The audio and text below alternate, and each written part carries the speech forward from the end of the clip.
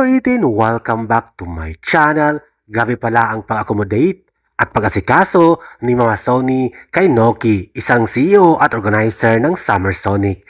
Ito nga ay talagang siya ang nagsundo sa airport, pinakain niya, tinor at dinala sa arena at hinayaan ni Mama Sony si Noki na mag-tour siya at mag-observe sa mga suporta at kinikilos ng 18 para sa SB19. Talagang bumilib siya sa performances ng SB19 sa arena. Binigay lahat ng energy at syempre mahalimaw na performances.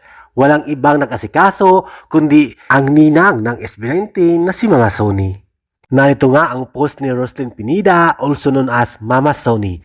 Mama Sony Chronicles, Summer Sonic Japan was always a dream festival for me to have a Filipino artist on. So when Naoki Shimizu-san, founder, managing director, CEO, confirmed he was interested to come see SB19 official live, I personally rolled out the red carpet picking him up from the airport in my husband's new car. At pinakain ko pa siya en route to PH Arena kasi no time talaga to eat in a proper restaurant. It was time his first visa sa Pinas, and after locating our seats, he went around by himself by just checking out the venue and observing 18. Imagine my surprise when I found out milestone birthday weekend pala yun. Buti na lang mabilis gumalaw ang Sony Music Philippines team at mabait talaga ang SB. Can you believe they sang to him after that glorious but exhausting simula at wakas kick-off? My first call when Yanni De Dios told me #SummerSonic XSB19 was confirmed. Syempre my husband kasi tanong niya nung May 31 kumain ba daw kami sa bago niyang car.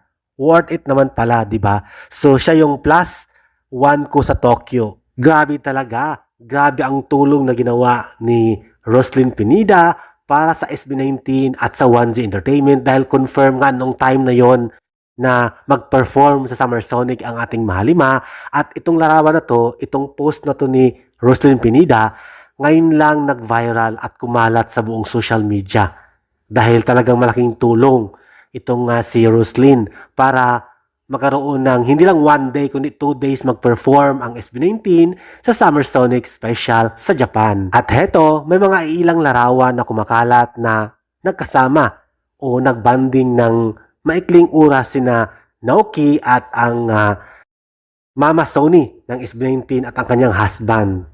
Dahil isipin nyo, new car ng kanyang husband ginamit para sunduin si Naoki sa airport at ihatid sa arena para manood ng concert ng ating SB19. Kaya naman maraming salamat, Mama Sony. At heto pa, may pa-cake pala ang ating mahalima para kay Naoki. Sineselebrate nila sa simpleng celebration sa backstage ng Philippine Arena nung time na yon.